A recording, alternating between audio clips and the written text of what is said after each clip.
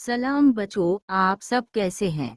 आज हम Punjab text book board की शाये करदा बायोलॉजी की न्यू बुक को पढ़ने का आगाज कर रहे हैं, लेकिन हम उसे दूसरे चैप्टर से पढ़ेंगे। मैं उम्मीद करती हूँ कि आपको ये लेक्चर दिलचस्प लगेगा और आपकी समझ में इजाफा करेगा। अगर आप इस चैनल पे नए हैं तो चैनल को सब्सक्राइब कर लें और उसे शेयर भी करें। चलिए पढ़ना शुरू करते हैं। हमारी ज़मीन जानदारों की बहुत बड़ी तादाद का मस्कन है। यहाँ बहुत बड़ी तादाद में जानदार आबाद हैं। इनमें नन्हे न नजर आने वाले कीड़ों से लेकर आसमान की बुलंदियों को छूने वाले दरख्त भी शामिल हैं।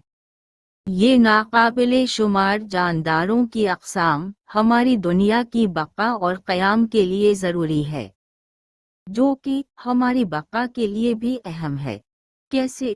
तो इसका जवाब ढूंढते हैं। वो इस तरह से कि बायोडाइवर्सिटी हमें खाने के लिए ग़िज़ा, बीमारियों से बचने के लिए अद्वियात और सांस लेने के लिए साफ हवा देती है। अब हम बायोडाइवर्सिटी को डिफाइन करते हैं। किसी खास जगह पर पाई जाने वाली जानदारों की अक़साम को बायोडाइवर्सिटी कहते हैं। यहाँ वैरायटी ऑफ ऑर्गेनिजम्स को स्पीशीज कहते हैं। स्पीशीज एक कुदरती माहौल में एक जैसे जानदारों के ग्रुप को कहते हैं, जो एक जैसी खुसूसियात के हामिल होते हैं और अफसाइश नस्ल से अपने जैसे बच्चे पैदा कर सकते हैं।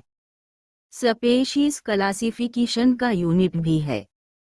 बायोलॉजिस्ट मुख्तलिफ तरीक़ों से बायोडाइवर्सिटी का मुताला करते हैं। इनमें से एक तरीक़ा स्पीशीज रिचनेस है।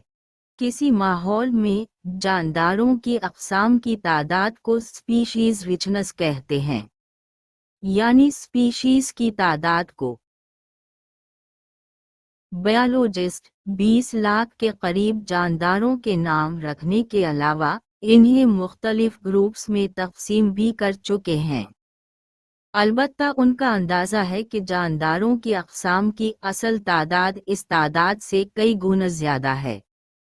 ज़मीन पर जानदारों का फैलाव हर जगह यकसा नहीं है। किसी जगह पर जानदारों की अक़साम के पाए जाने का इन्हिसार बहुत से फैक्टर्स पर है, जैसे आबो हवा, सतह समंदर से बुलंदी और मिट्टी की तरकीब वगैरह। चले अब ट्रॉपिकल रीजन को समझते हैं।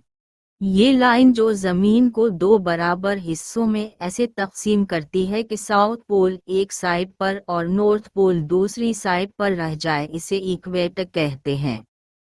इसकी दोनों साइडों पर ट्रॉपिकल रीजन होता है, जो सुर्ख कलर में दिखाया गया है।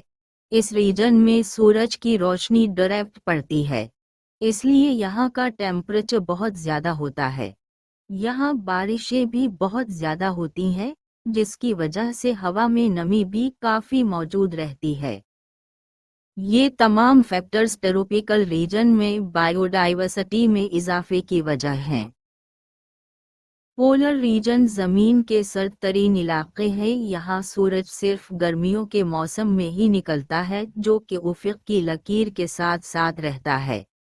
बहुत कम नमी, तेज़ हवाओं और साल के ज़्यादातर हिस्से में सूरज के न निकलने की वजह से यहाँ बहुत कम बायोडाइवर्सिटी पाई जाती है।